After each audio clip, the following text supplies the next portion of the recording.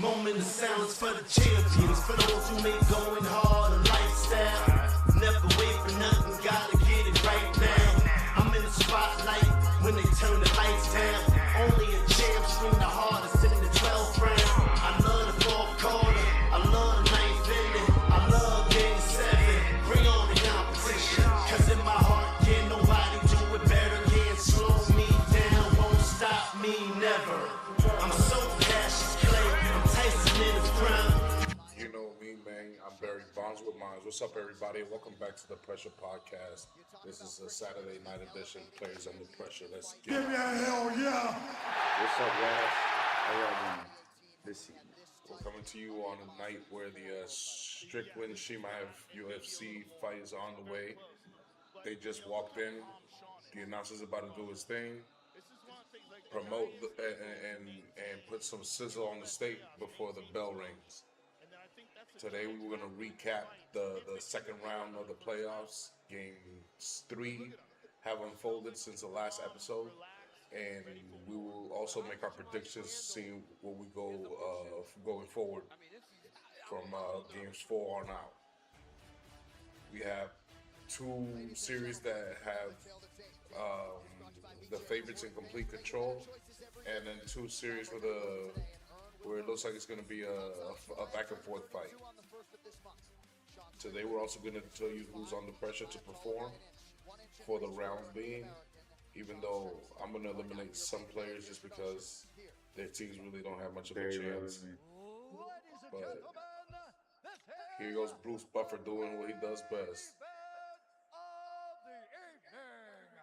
Sanctioned by the New Jersey State Athletic Control Board, Commissioner Larry. But obviously we can't show you the footage, but you can hear the audio. I don't mind having game audio or fight audio while we're live. We just got to keep going with our schedule. And this is a championship fight, so we'll keep tuned to what's going on over here. Fighting out of the red corner. But without further ado, we are coming to you live from our studio in Orlando, Florida. It's your boy King Cole. Finish it! We are rated M for millennials. Shout out to all the mothers out there. May you guys enjoy your day off or whatever it is. But tomorrow's your day. I feel like every day is your day, but they made this Mother's Day, so we're gonna make this the day where the mothers rest and they get to get whatever they want. Aside from the second round and players under pressure, we're also going to talk a few little debate topics that are trending throughout the week. And here, Roof Offer. Time! Ding, ding, ding, ding, ding, ding, ding. But boxing is a little bit better. I wish they should do that for like basketball games or like Super Bowls. You know what I'm saying? They should do that. Out of the blue corner, a mixed martial artist holding a professional record. 30 wins, 7 losses. He stands 6 feet 1 inch tall, weighing in at 185 pounds. But yeah, where would you like to start, sir? Which game? Games last night? Yeah, we have to. We have to start with the games from last night. So why don't we start with? We'll start with the Knicks and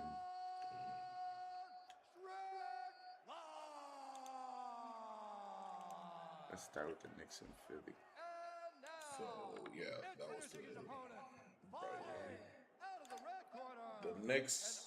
My Knicks now hold a 3-0 lead, commanding lead, dominating lead, belt to ass lead.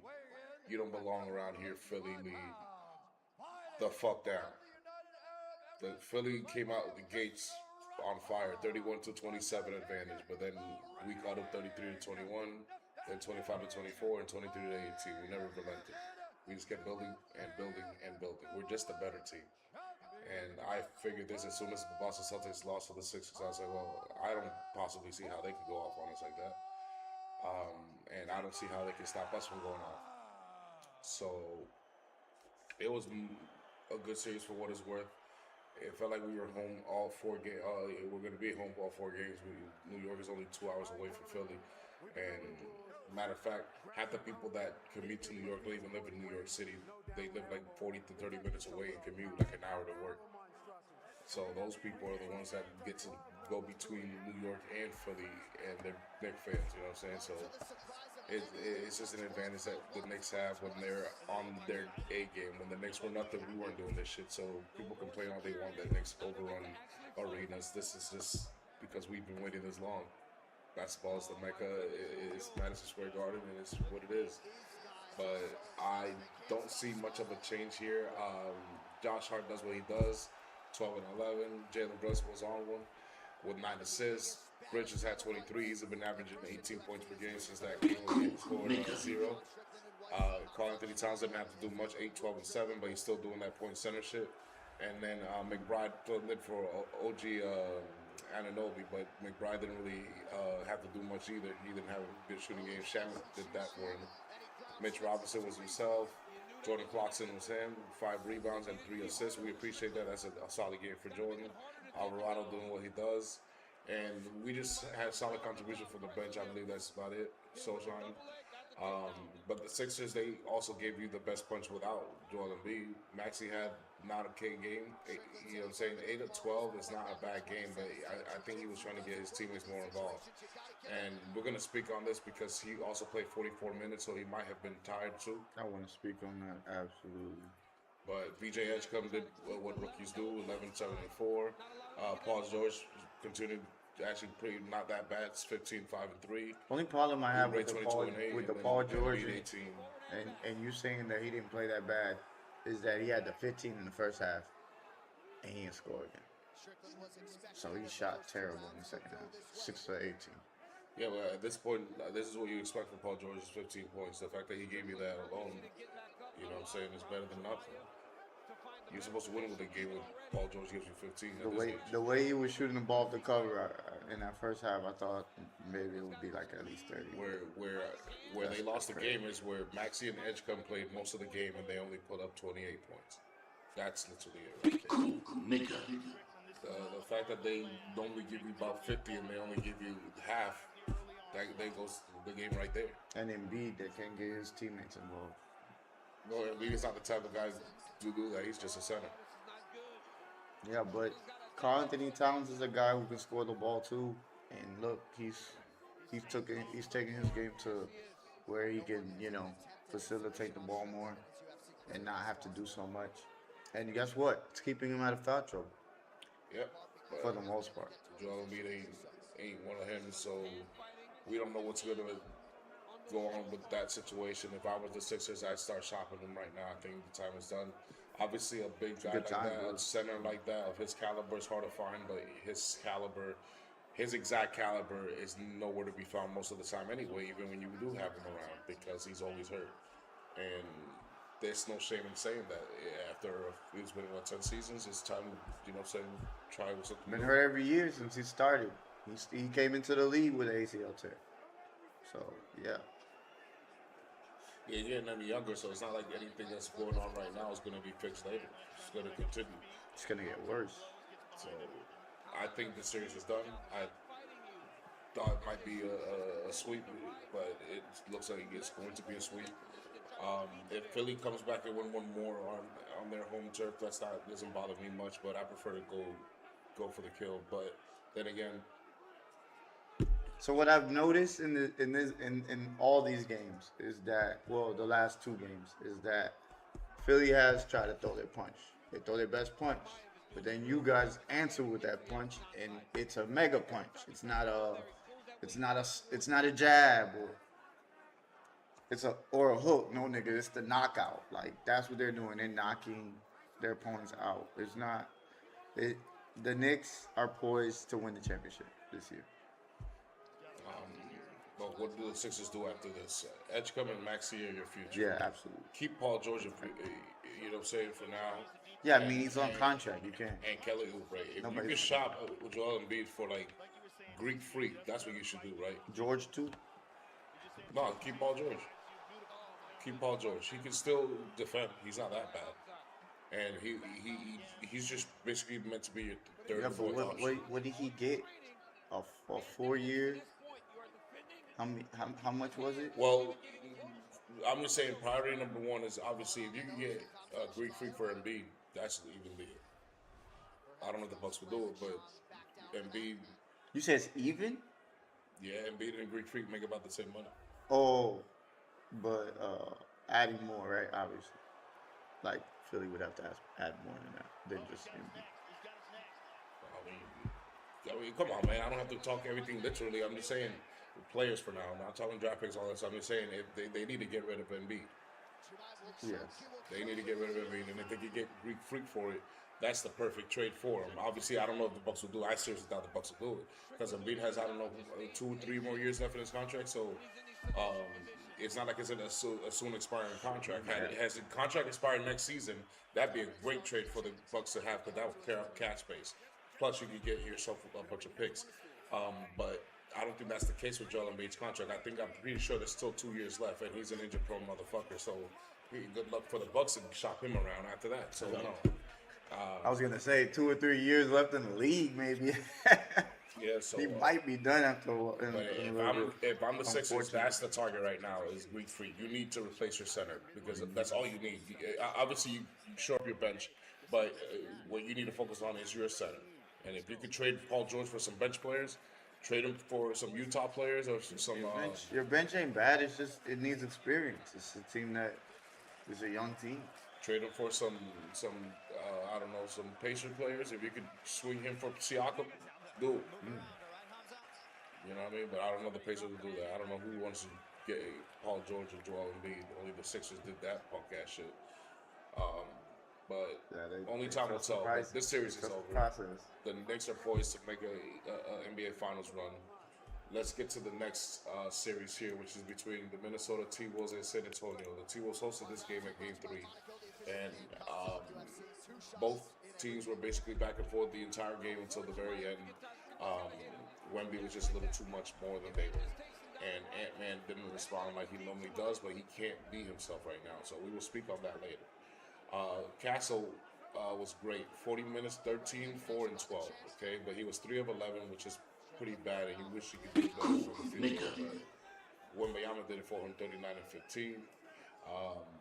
Bassel helped out with his 13. De'Aaron Fox with another 17 and 3 and 5. Champagnie 6 to 12. You gotta love the 12 assists though. Of course you do. I mean, like that's the one. That's the main thing we wanted him to do, and he's actually doing it. And then look at Edwards, 41 minutes in the hot with leg, 32 and 14 and 6. So he's doing everything he can. McDaniels is 17, 7 and 2. Gobert 13 and 7, but this is pathetic. 3 and 12 as playoff Julius Randle, 12 and 6. That's literally half of the regular season. That's what gives you in a crucial game down the stretch. He had open shots and he just kept missing them. He was 0-3 from three-pointer, and they were all very, very crucial. They could have been momentum swingers, and also one of them was to tie the game up late in the fourth, but no. It's just they needed the Samnu back in the worst way for them to get a chance, because as long as Rudy can't keep Wemby from doing this, it's not much of a chance for Minnesota, in my opinion. Yeah, but it's a pecking order. Like, did you see what McDaniel shot? 20, like damn near 22. What was it? 22, 5 of 22. That's what I'm saying. It's a pecking order. Dosunmu can shoot more, but he's not gonna be able to if McDaniel shoots 22 and Edwards shoots 26. Well, Edwards supposed to shoot 26. No, he is. I'm saying McDaniels. Yeah. McDaniels and him basically shot everything. But Dasamnu was 4-12 to himself. He wasn't shooting that good, so he probably felt like he didn't have to exert himself that much. Him, McDaniels and Julius Randle. Look at how atrocious shooting. 3 of 12, 5 of 22, and 4 of 12. I mean, come on, man. And you only lost by 7. And the only reason you lost by 7 was a free throw. So it was actually a 2-point game. So. And because of Wemby, man. Jesus. 39-15. Oof. 5 blocks. Oof. 1 turnover.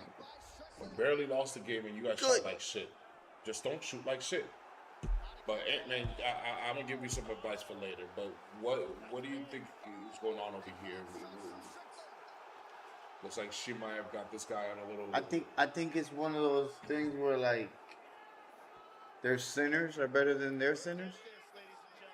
So I feel like they get easy baskets, and it looks like everything's hard for Minnesota right now. Everything that they try to get in the paint, they can't do it because Wemby's right there. It's hard to do.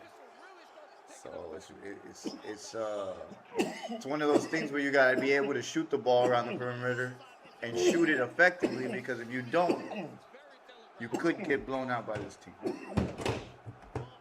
I think the blowout theory is possible, but I seriously doubt it. Minnesota's just too good for that to happen. No. I'm not saying they're gonna get blown. I'm saying like if they don't shoot the ball more efficiently, they could get blown up. That's what I'm saying. They already did that. They already showed what it looks like, how bad they can lose. Yeah, but nah, this ain't. I don't think that's how bad they can lose, because Stephon Castle didn't shoot the ball well. Vassell was 1 for 6. Champagny, he had a crucial shot, but he all those guys have been shooting like that all playoffs. If you haven't noticed, Vassell, not exactly like that, but none of them exactly been lighting it up, other than Wemby sometimes. Even Wemby hasn't been lighting it up. I think Castle has lit it up a few times, but yeah, I agree. Like as far as consistency, but if we're being truthful, how many star players have really done that in this playoffs, other than maybe like Brunson, OJ Anunoby, Karl Anthony Towns, Mikal Bridges, Josh Hart. I have no idea. SGA maybe. Nope, not even him. SGA hasn't been shooting. Well, not in this series. In the last series he did, but that was the Suns. I'm not about to. You know what I'm saying?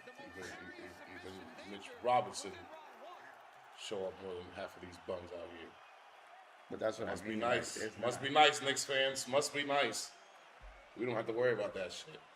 But well, knock on wood. But no, I think that Minnesota supporting cast shot the worst that they could shoot. This is why they lost this game. Wemby obviously went off, and obviously you prefer he didn't if you're the T-Bulls, but that's not why you lost this game. You lost this game because you guys were too inefficient from shooting, and it wasn't even all threes. A lot of these were layups. A lot of these were like mid-range, and a lot of them were just ill-advised. Some people ran into Wemby like they didn't see a 7'4" motherfucker in front of them. So it's just, you got to be smarter if you're the T-Wolves. You got to take smarter shots and make the extra pass if so, and rack up some assists. Because I'm looking at all the shots selections that you're taking, but I'm looking at everybody with those shots assists. You got 2 assists here, 0 assists there, and at least the Sanlu had 5 assists. He's like, well, at least since I'm not shooting good, I'm gonna pass it. The other 2 only had 2 assists between McDaniels and Randles. I wonder how much they get paid combined. Fatality. I wonder how much their salaries are combined per year. I would love that. Would you like some of that too? Would you like would you take, McDaniels or Randle? Would you give a fuck? You wouldn't give. I wouldn't give a fuck. Whose salary you give? Not after 5 for 22. I'll take it. I want to slap the shit out of him for shooting after 14. So, like, nigga, what did you do? You're not a shooter like that. To shoot a combined 8 of 34. I repeat, 8 of 34. What the fuck? Hey, you want to come up with 2 assists? But look how good Nas Reed played. I just Yeah. 18, 9, like, bro. If these guys hadn't shot that bad, that's what I'm saying. Had these guys not shot that bad, I don't care if Wemby would have scored 45. They would have got blown out. Well, maybe not blown out, but they would have lost by like 10, 15. Obviously, that's in a perfect world. It had all these guys shot efficiently. Let's say it's an average world where half of these guys are going to show up and the other half doesn't. They still win this game. Even if Randle and the Sandu still shoot like that, had McDaniels shot better, they lost. It would have hit it. Even if McDaniels don't shoot better and Randle don't shoot better, had the Sandu shot better, they win this game. That's what I'm trying to say. I don't think there's anything. But even when it was close, it just felt like clutch time. San Antonio was making the plays. I don't think so. I think Anthony Edwards couldn't do what he normally does in clutch time. He takes the lead and then it seals it from then on out. Yeah, but if it's not gonna be Ant, and we know he's not, 100%. Right now, it looks like it's windy. I understand that, but that's assuming that they're going to shoot inefficient like this again. Had they shot efficient a lot better than this, we wouldn't even have this conversation. That scenario would have never happened. But I still have advice for Ant-Man. We will speak on that later. So let's speak on the games that just finished today. Starting with the Pistons and the Cavs. The Cavs held the fort, like I said. Start out strong. 32-30 and 32-18. I said it. This first quarter, you had better win that first quarter and then do the second quarter if you can and see how you look like at halftime. What did I say? Now, you gave up the lead after halftime. You know what I'm saying? Yeah, I didn't tell you to do all that. But you guys recovered in the fourth quarter like champions, and it's a good thing to see. Now you have some momentum and you have flexibility. Kate Cunningham, there's not much more you could do. 27, 10, and 10. You were not the that only efficient. thing was the 8 turnovers. But the 8 turnovers, obviously, he's got to cut those down. You can't do that. Tobias Harris continues to average over 20 points per game. 7 of 14, 2 of 3, 5 of 5 from the free throw line. He's on a tear. It looks like the matchups are good for him too. Like he's bigger than everybody else. But they just don't have that. He can't compete against Donovan Mitchell. Donovan Mitchell, he still didn't even shoot that good. 13 of 24 is not bad, but 2 of 8 from 3, he's way better than this. I don't know what's going on for him from the 3-point line, but you guys are very lucky. Harden woke up in the fucking fourth quarter. This is something that, because before the fourth quarter, this motherfucker was throwing the game like always. We were over here wondering where the fucking beard goes, where in the locker room someone find this, take this and pass it away from my TV. Killing parlays. But he showed up in the fucking fourth quarter. He played his 40 minutes. He had 7 assists and he only had 3 turnovers. And he forced a crucial turnover on Cade Cunningham in the fourth quarter. And also he had I think that was a block shot at the end on Duncan Robinson. I thought he tipped it. But because Duncan Robinson, he had his feet set up and he was open from a little window. And you know that Robinson only needs a window. And I'm sorry, but Harden, to my surprise, not only played defense, he got up there in his face. And I think he took the ball and sealed the deal. So I think Harden, obviously, this is the James Harden game for Cleveland. And if they can start building from this, I think we've got yourself a 7-game series like I predicted. See, that's why you don't have to panic when you're down 2-0, but you played on the road. If you're going home, you know what I'm saying, that's how you're supposed to be. They did what they were supposed to do. You know what I'm saying? Obviously, you want to steal one from the road team, from the home team when you're on the road, but if you don't, you have nothing to worry about. You're going back home. Now it's time to play our basketball. So that's why I love the NBA 7-game series playoff format. It's just a little different. Baseball does it weird. They have 2 games at home, 3 games in the other place's home, and then 2 games at the end. I don't like that. I like 2-2, 1-1-1. So back and forth, back and forth, back and forth. It creates drama. You keep going back to arenas. Momentum swings like never before. It's just the most perfect tournament for sports that I ever seen. It's just, you can't do it for football, obviously. It's just not possible. What's up, Denali? Your Lakers are looking like they're going to be a champion like you predicted all season long. Is there any panic? Yes, you're definitely going to panic because it's like a 19% chance. What did you see here, bro? Actually, like 9% chance. In this game? Yeah. I haven't watched this yet, not going to lie, but from my take, the 8 turnovers, can't have it. If you combine the fact that Detroit's others only had 7 in total, you had 8 of those. 8 of those, and you can't do that, especially not on the road. You even if like you do get momentum back, you know what I'm saying? A turnover kills that. Well, you don't want turnover. They did get momentum back. They did get momentum back. They had 33-18 in the third quarter. You can't expect to do that again in Cleveland. So even if he cuts a turnover down, that's not the solution. Someone else has to come up through, or you better lock down James Harden. James Harden can't have a game like that again, or you know what I'm saying? Because if someone matches Tobias Harris, Kate Cunningham ain't gonna be able to match Spider Mitchell when Spider Mitchell's at his game. You just better hope that Spider Mitchell's on his off game, and so is James Harden, right? But I know Spider Mitchell is the type to go off like that. Like they go off to a bad stretch for too long. He'll get it together eventually with the 3-pointers. But you'll see that he'll get to the free throw line. He'll still score his 30 because he knows his team needs it. Kate Cunningham, that's why he's not a Super Saiyan yet. And we're going to talk about him and others because he cannot control it at will. He knows how to do it. He just doesn't know how to control it at will when he needs to. Had he done that, he would have won this game. But this is not a game that I don't think he could have won unless he has more help. Duncan Robinson, he can't give you 15 every single game. It's on Duran, bro, and Ahmed Thompson. I'm sorry, but that's just pathetic. Yeah, but Amen Thompson ain't a scorer like that, so I'm not expecting that from him. No, you're not, but man, you expect some my, more lobs. but what I'm curious about is what the fuck happened to Karis LeVert? He at least used to give you 10 to 12 points. Karis He LeVert can't even do that. Karis LeVert has to be the primarily ball handler. Him and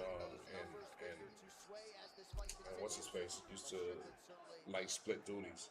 One usually will be on the bench, so they don't have to both be on the court at the same You talking time. about when he was on the Nets, or you talking about like the Cavs? okay? So with I don't remember the Cavs. So are you talking about the dude that went to the fucking Garland? Darius Garland and him. Karis LeVert. But they barely ever on the floor at the same time because they're both primarily ball handlers. He ain't the catch and shoot kind of guy.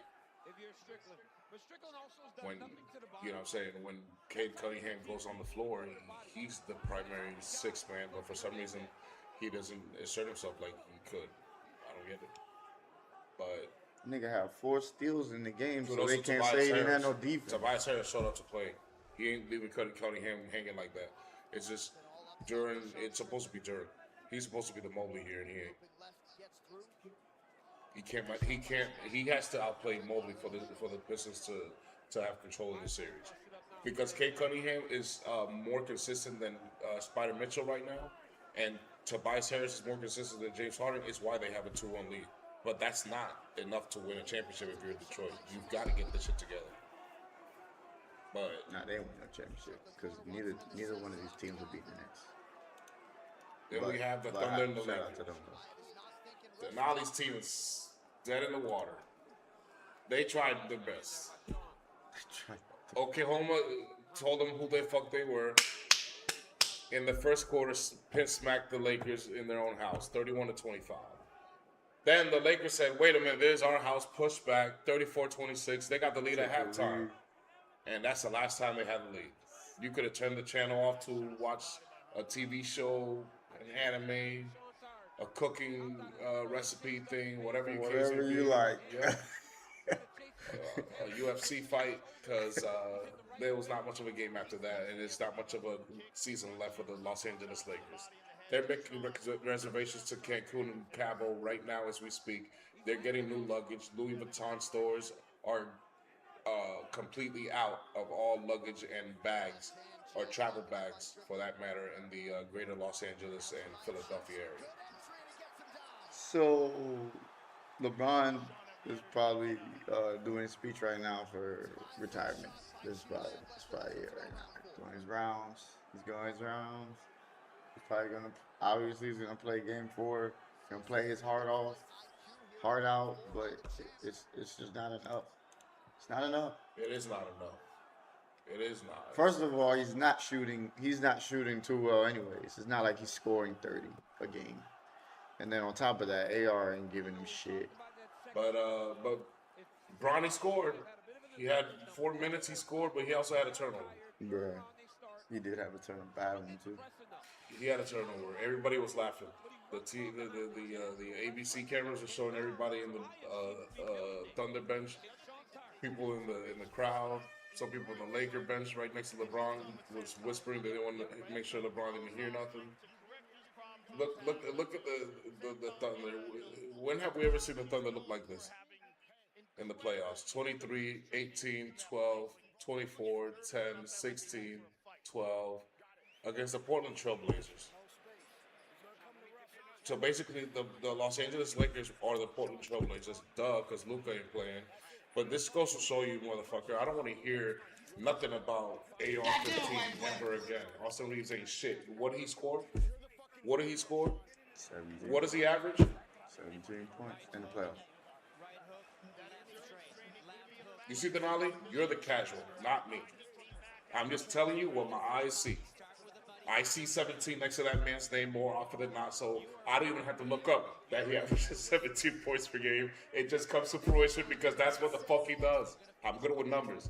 So don't tell me that Austin Reeves is a star, bro. He's not a star. He's a good player. He's a good scorer, but he's limited. I think Luka somebody, is the reason I think why. somebody mentioned that in when they were talking during the game. They were mentioning how they feel like AR in the playoff struggles because these guys are so much more athletic and there's so much, there's so much more skill in the playoffs. In the season, it varies. It's not you'll have games where you play that type of talent, but there's gonna be other games where you play scrubs. So his numbers are gonna, they're gonna even out for him. But in the playoffs, it's not the same thing.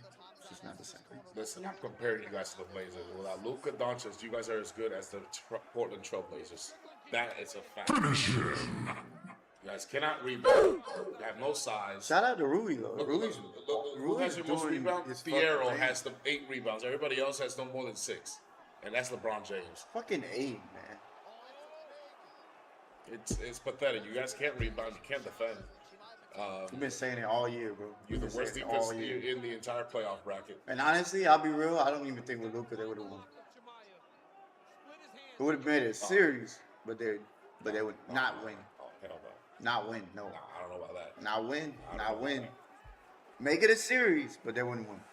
I don't know about that. Not because they don't have an identity. I don't know about that one, bro. They don't. They don't have an They identity. need an identity when you got a guy like Luka. He's a fucking wizard here. Listen. That what was that? Until this game they wouldn't have done it. This game, you're fucking right. If the Thunder showed up looking like this today, like they did today, you're not gonna win with Luka. But the other 2 games, Luka could have won those games. Nah. Luka could have won those 2 games. Yes, he could have. The games were close enough. Luka could have won those games. I'm not saying he would have. I'm just saying he could have. This game was not close. Because I feel like they would score more. Nah. Shea Gilgeous, Bro, that guy's a cone, bro. He's a cone. Shea Gilgeous-Alexander is shooting like shit right now. That is an advantage that Luka would have took at least one of those games for sure. Bro, everybody else is shooting good. I understand what you're saying, but you gotta understand. Yeah, but everybody else put together can't do what Luka can and how Luka can make everybody else better. LeBron used to be able to do that, but obviously he's not that age no more. He can't make his teammates better. I understand it'll be more of a series, but I don't think they'll win the series. I would. I never said they win the series. No. I'm just saying. I'm saying. Yeah, but why are you saying that when I'm talking about the first 2 games? I'm talking about if Luka would have played the first 2 games, they were closer than this game. That's all I'm saying. But obviously Luka ain't here. I'm just saying if Luka was here in the first 2 games, if SGA is shooting the way he's shooting these first 3 games, Luka would have stole at least one of those games, and maybe not 2 in Oklahoma. I bet money on it. I would. I bet money on it because the other games were way closer. Than I this wouldn't because Luka's been exposed defensively, and Now, they're gonna get what they want. but it doesn't matter what he can't do defensively because they already doing this to SGA without him. So I could imagine they could do it with him. However, you could argue putting Luka in the starting lineup takes away their ability to do this to SGA. That's the only thing you can really argue. But I don't know. They're double teaming him at every point. They're not letting him get comfortable. So basically, he can't get free rhythm shots except for free throws. But Supporting cast. since they don't have a defense, it doesn't really matter. Yeah. That's why I don't understand why JJ Redick is doing this. Because the supporting cast ain't getting stopped anyway, so it doesn't really matter what you do to SGA. You guys can't stop the other guys anyway. If you could stop the other guys, then yes, double team SGA. But because you can't, it makes no sense to me because you're just leaving somebody open. You don't think SGA's going to see that? 9 assists? How many turnovers? 2? He knows how to take care of the ball. And then you got the nerve to say JJ Redick is the best coach in the NBA. You're fucking crazy, bro. Niggas huddled up talking about we gotta talk to the refs. But The this refs series ain't is got over. the refs ain't got shit to do with it. But this series is over. I would do if I was the Lakers. I would do what I tell the Sixers to do: get rid of Embiid, get rid of LeBron and Bronny, both of them. I want Bronny the fuck out of my goddamn team. Fuck yeah, it's a juggernaut, bitch. That's how I'm in the GM's office. Fuck LeBron. I ask the questions around here. You're old. You don't even matter. All right. Appreciate you. We might build you a statue out here. But until then, we're gonna ship you back to Miami or Cleveland. You pick, but we're not. You're out of here, okay? You cost too much, and you don't produce as much as you could before. And you could build a way better team around Luka. And if you could get a Greek freak, like he said, I think the sweepstakes is for Philly and LA to get Greek freak. Whoever gets Greek freak gets the title. Maybe. Well, it's not guaranteed. But you know what I'm saying? They They go to the finals more than likely. have a chance. They used to go to that would make it to the finals. You put Maxey and Greek Freak and Edgecombe or Luka and AR-15 with Greek Freak. An octopus, if you will. It can't No be Bronny, no more turnovers. Except Luka's. No, Luka and Giannis. That if they stay healthy, that's NBA Finals. hammer the under. If you put those two together, that'd be amazing. Too. Is on me, fellas. New customers bet $10 get $200 in bonus bets. Casuals, you're the one over there talking about Toronto's gonna win in 6. They lost. You're the Said one they were going to saying. the Eastern Conference Finals. You're the one saying you trust Tyrese Maxey over Jalen Brunson in the playoffs. Don't You know lost. how. You're the What one is saying it? AR-15 is a star, and I told you he averages 17 points, and look what you get to 17 fucking points. Fatality. You're the casual, not me.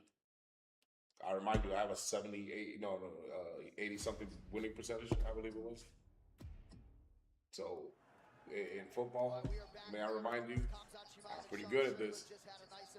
I think the Lakers should get rid of LeBron James. I think the GOAT, your GOAT, needs to go, and they should get or try to go for a Greek freak. I think this is the best course of action for the Lakers if I were them. Before we get to the topic of today's episode, which is players under pressure, motherfucker. Speaking of casual, isn't he the one who said that the Houston Rockets were going to beat the Lakers? Yeah, he said that. And we're the ones that said the Lakers were going to win? Yeah, he said that. So we've already discussed the playoff bracket right now. We're up to game 3 on every single series. Awaiting game 4 today, later on today, Sunday, and then Monday night. We'll be back on Monday to recap game 4. But something's going around because for those who don't know, on Friday, for the first time in 10 years, Skip Bayless was on First Take with Stephen A. Smith. You know what I'm saying? So it was kind of nostalgic.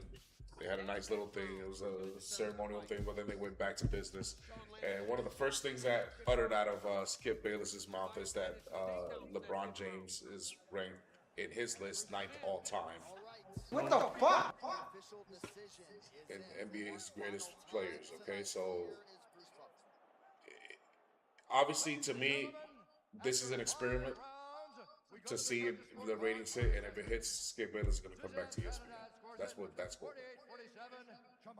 Obviously, Skip Bayless is trying to be extra Skip Bayless on this one. He We put a all know little Skip- extra. We all know Skip don't appreciate LeBron like that.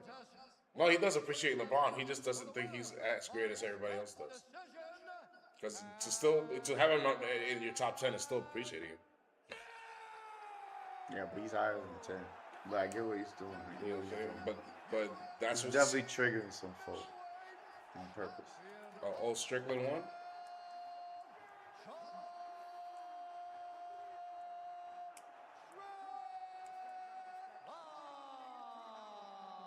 Strickland won. Oh shit. She might have lost. Congratulations, motherfucker. The world is happy. They're like, I won the Arabs lose. He won. He won the title. USA. So, my take on that is, obviously, he's just trying to trigger some people, see if he could get somebody mad and start a debate. It's fun to debate, even if you are wrong. So Denali, give me your or chat. Give me your top 10 all-time NBA players right now. Because this is, if I remember correctly, this is Skip Bayless' list. Michael Jordan, Magic Johnson, Shaq, Kareem Abdul-Jabbar, Tim Duncan, Bill Russell, Kobe Bryant, Larry Bird, and then LeBron James, and then Will Chamberlain. Okay, which is not a bad list. It's not a bad list. It's hard to argue Magic, LeBron. It's hard to argue, period. Like, it really is. Like, yeah, it might piss some people off, but it's all opinionated anyways. But this is how I have it. I have, remember how I had it? I had five. Yeah, we did it. Starting 5 lineups. That's what I had. Yeah, we did. That's how I did mine. That's how I do my ranking. So I have Magic Johnson as my point guard, Michael Jordan as my shooting guard, LeBron James as my small forward, Tim Duncan as my power forward, and Shaq as my center. Okay. He's top 5. To me, there's no better point guard in NBA history than Magic Johnson. To me, there's no better shooting guard than Michael Jordan. To me, there's no better small forward than LeBron James. To me, there's no better power forward than Tim Duncan. And to me, there's no better center than Shaq. Okay. Then I have, what's his name? Steph Curry. Then I have Kobe Bryant. Then I have Larry Bird. Then I have Bill Russell. And then I have Kareem Abdul-Jabbar. That's just how I have it. Denali, I think, has him first. LeBron. Then he has Shaq, Kobe, and Jordan. Jordan's 4th.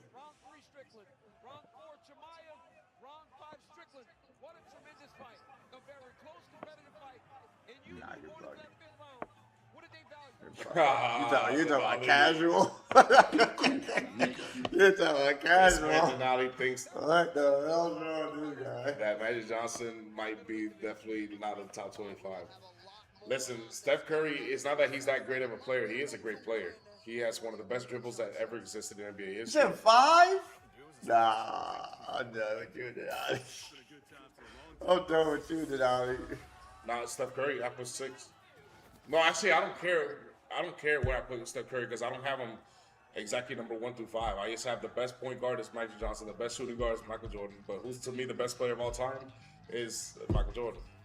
But that's how I have my top 10 players of all time. I just have, all right, I'm going to pick that's the way I did it. I'm going to pick my best 2 point guards, my best 2 shooting guards, my best 2 small. I'm going to do 2 of each. And that way I have a fair ranking. Because I don't want one with too much shooting guards or too much point guards or too much centers. I just want something even and good. That's just my ranking. The way I do it, to be fair. But I don't have it in any specific order. Michael Jordan's number 1 and the rest are after that. But he said, I think he said 5, like 5. I don't count rings.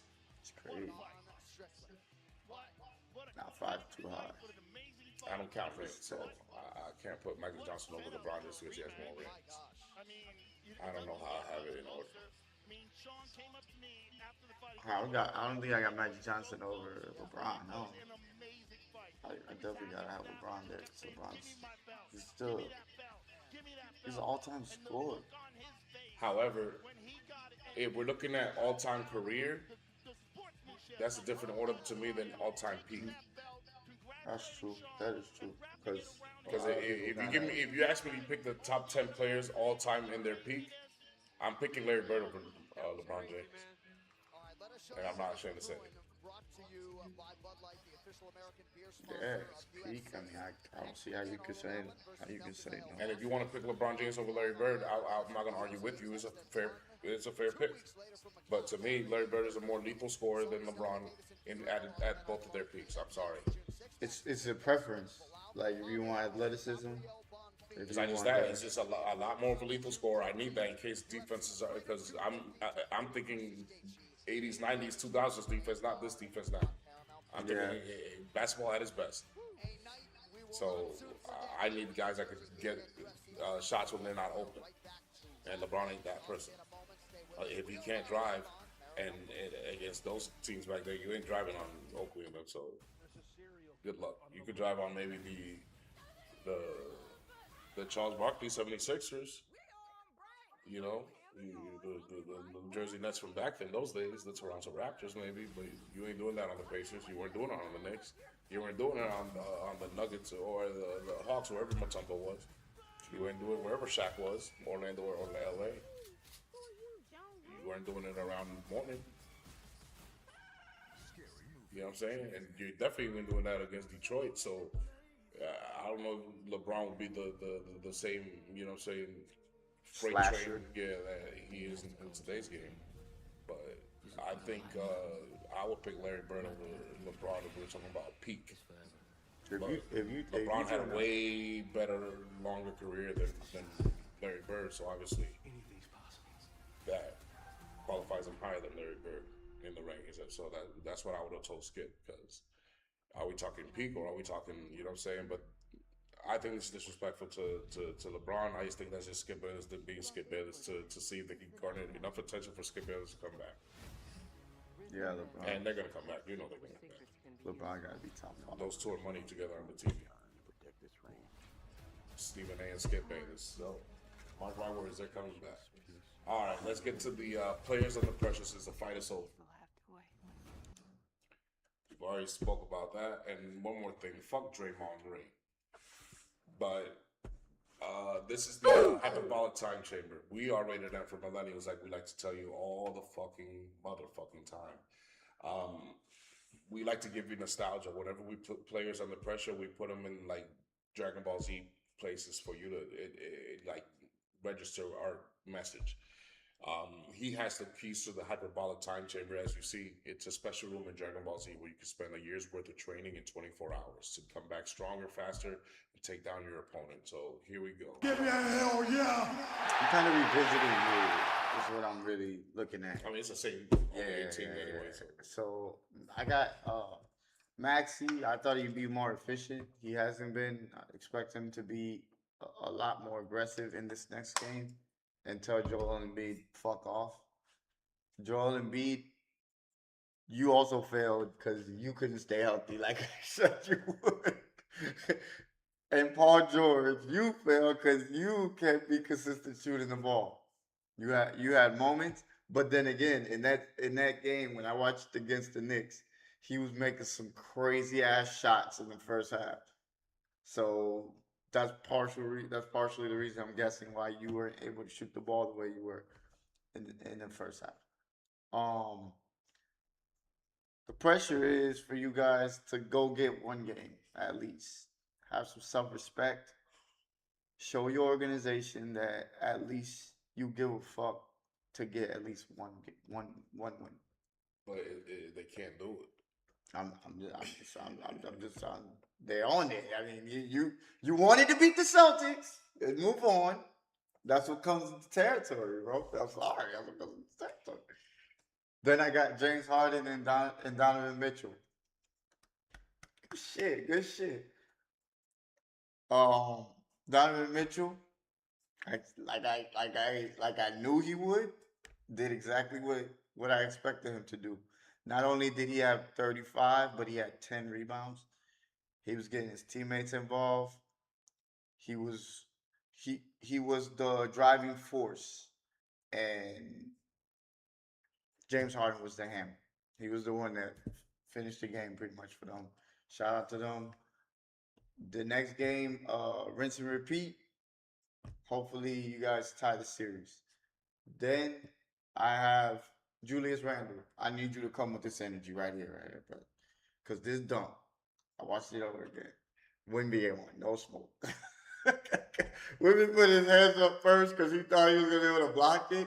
And when it was too close to the rim, he just said, it was like, hey, you're too late. You already hit it post. So I need you to come with this energy. This needs to be the energy from now on.